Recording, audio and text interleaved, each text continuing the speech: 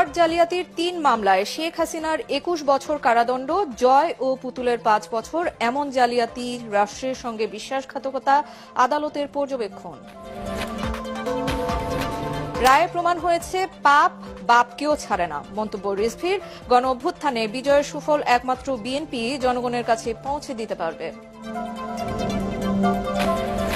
জুলাই গণ অভ্যুত্থানকে তথাকথিত বিপ্লব ও সরকারের এখতিয়ার নিয়ে প্রশ্ন তুলে বিচারের আদেশ পুনর্বিবেচনা চেয়ে ট্রাইব্যুনালে ইনুর আবেদন। এটা রাষ্ট্রদ্রোহিতার শামিল চিফ প্রসিকিউটর। সুষ্ঠু ভোট আয়োজন ও দেশের নিরাপত্তা নিশ্চিতে আইনশৃঙ্খলা বাহিনীকে নির্দেশ নির্বাচন কমিশনের। অবৈধ অস্ত্র উদ্ধারে তৎপরতা বাড়ানোর তাগিদ। এবং সহকারী শিক্ষকদের বিসিএস ক্যাডারভুক্ত করা সহ ৪ দফা দাবিতে অবস্থান কর্মসূচি মাধ্যমিক শিক্ষক সমিতির। ১ ডিসেম্বর থেকে কর্মবিরতির আলটিমেটাম।